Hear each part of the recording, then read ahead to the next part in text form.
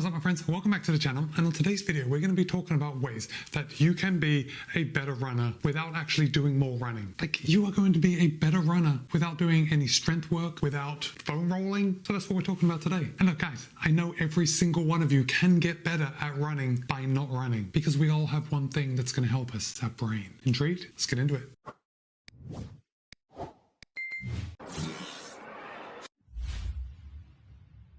Alright, thanks for sitting through that intro. Now, I did come across an article on lifehacker.com, and that article is titled, "Visualization is my secret to running a successful marathon." Now, I did find another article, and that's from the Performance Psychology Center, and that article is titled, "Visualization Techniques for Athletes, Boosting Performance Through Mental Imagery." And of course, I will place links in the show notes below in case you want to check them out for yourself, but I'm going to be going over everything. So you're definitely going to pick up the broad strokes of what we're talking about with visualization. Okay guys, so look, we all know that if you're training for a race, or I don't even think you have to be training for a race, although it's going to make visualization a lot easier, but let's just say you're training to be a better runner, because if you are going to be putting in this extra effort with your visualization and thinking about your race or your runs, then you're probably trying to get better. Or with races, you're probably just trying to have a good race. You're probably trying to meet your goals. And guys, if you're already putting in the time of training, of eating right, getting all the sleep you need, of doing all those recovery things that we're told that we should be doing, just like foam rolling, then you definitely need to have this tool in your toolbox, because it takes a little effort. I don't want to say no effort, because it takes time. And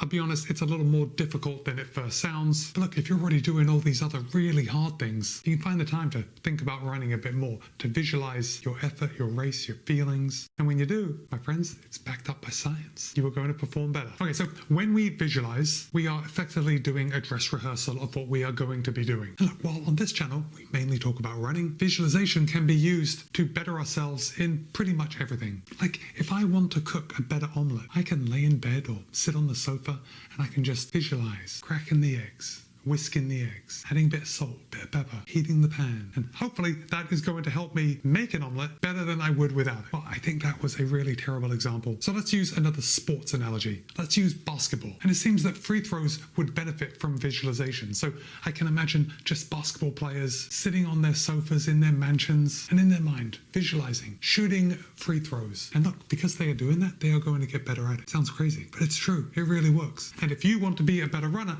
then I want you to visualize everything that goes into being a runner, getting ready for race day, performing on race day. I recognize that this is where the difficulty comes, because when we actually sit down to think about something, it's like meditation. Like, meditation takes practice, as does visualization. And if you've ever sat down to meditate and to try and clear your mind, it's not easy. Like, you start thinking about absolutely everything. And you're going to find that the same thing happens when you sit down to start visualizing something specific. You may find your mind kind of wanders off and goes somewhere else, and that's okay. Just like in meditation, we bring our minds back to the task at hand, and you visualize what you want to happen. So to do this, you're going to want to break up your race into different segments. And look, the visualization can actually start before your race. Let's say you have a pre-race routine and you're 2 weeks out from race day. You can actually sit down and visualize that pre-race routine, like getting up, getting dressed, making your coffee, making your breakfast, maybe putting your feet up, maybe using a massage gun, maybe doing some warm-up drills, some leg swings, some lunges. Visualize going through your process. And then when it comes time to visualize the actual race itself, you could break it up into those early miles. Perhaps on those early miles, you're feeling really good, you're feeling confident, you're running right at race pace, everything you've been training for is coming together, and you're thinking about it, and your arm swing is fluid, and you feel good, and you imagine what you're wearing, and you look good, like you are imagining yourself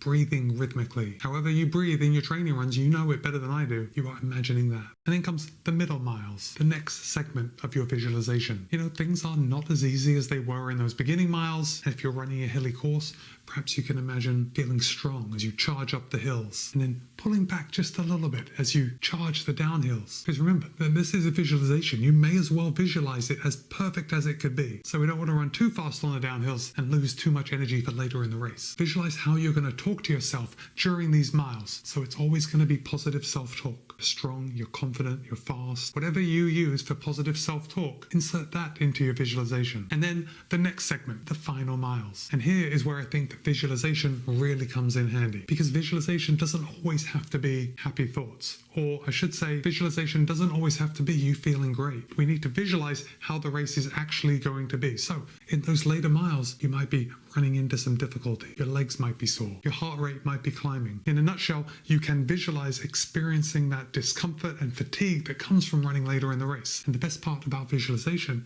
is that you can visualize how you're going to deal with it, how it's going to feel to come up on a time when you're not feeling as good as you were in the beginning, but you're able to push through. You're able to dig deep and just keep on running. Remember, shoulders down, easy arm swing, fluid gait, and then the fun part, the final segment. The finish line is approaching, and you can visualize digging deep for those last few minutes as you charge through the finish line. And when you're doing this, I want you to visualize that feeling of achievement, that pride, that success, that joy, all the emotions that come from finishing a race. This is where you visualize what it's going to be like. Look, guys, if you can see it, you can be it. Look, I've already said that this is a little strange. Like, it's not intuitive that just by thinking about something, we can become better at it. But that doesn't mean it's not true. Mental imagery and visualization allows us to prepare for tasks that we're going to do without actually the wear and tear of actually doing them. And these techniques are hugely beneficial. And they bridge the gap. They allow us to bridge the gap between mental training and physical training in whatever sport you're doing. And what this is doing is it's allowing you, the runner, to enhance your performance through cognitive rehearsal rather than physical rehearsal that you do every day and can really beat you up. Okay, guys, I do just want to say that if you are enjoying this topic, if you're enjoying this video, I'd love it if you gave this video a thumbs up. And of course, if you're not subscribed, consider doing so. You know, at the making of this video, only 13.6% of you are actually subscribed. So if you want to drop a sub, I'd really like it. Thank you. So we've already talked about breaking up your visualization into different segments of your race, but there are different types of techniques that we can use before we actually start thinking about the event itself. Or I should say, these techniques can be built into that process of visualization about your race. So we've got the process techniques, and this is the step of actually performing your event, your run. And it can be everything from leading up to the race, so putting on your shoes, tying a nice double knot, maybe tucking in the laces if you run in a pair of shoes that seem to come untied every time you go for a run, to, like we've already mentioned several times, keeping your shoulders relaxed, keeping your arm swing smooth, keeping your turnover high. This is process visualization. Then, of course, we've got the outcome visualization, which I think is the most fun because we get to visualize our desired outcome. Now, look, this is where some of you are going to say something like, Matt, I am going to visualize winning gold in the Olympic marathon. Matt, I'm going to visualize winning the Boston Marathon. Look, we have to be real. Right, of course, you can visualize about winning the Boston Marathon, but this is where we have to recognize the difference between visualization and fantasy. Like, be realistic. You know yourself. You know if you are capable of winning the Boston Marathon, and if so, maybe that's an appropriate visualization. But if not, your outcome visualization could be running a negative split.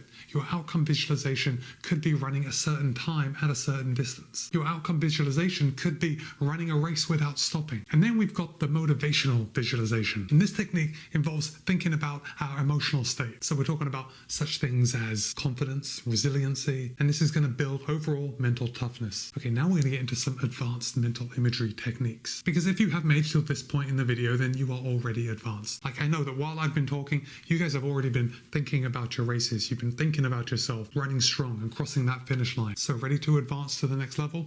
Let's go. I want you to experiment using first person and third person points of view. So first person is you experiencing it or visualizing yourself experiencing it firsthand, looking through your eyes. So at the Boston Marathon, I would think of myself looking around as I'm running down Boylston Street towards the finish line of the Boston Marathon. And the third person is going to be like a camera crew, not the Matt Choi electric bike camera crew on the New York City Marathon course, but just an invisible camera crew, the camera trained on you. And you're watching yourself run, and you're watching yourself run well, and you're running smooth, and you're running confident, and you're running fast. Like, experiment, switch between the two, see which you like better. Now, we've already talked about visualization not having to only be during the good times. Another advanced technique is to use situational visualization. So this could be visualizing yourself encountering some difficulty during your race. Let's say a shoe comes untied. How do you deal with it? Well, you stop, calmly retie your shoe, and you start running again. From there, you can immediately jump in the process visualization, and you get right back into it, and you're running smooth, and you're feeling good. Well, let's say it starts to rain.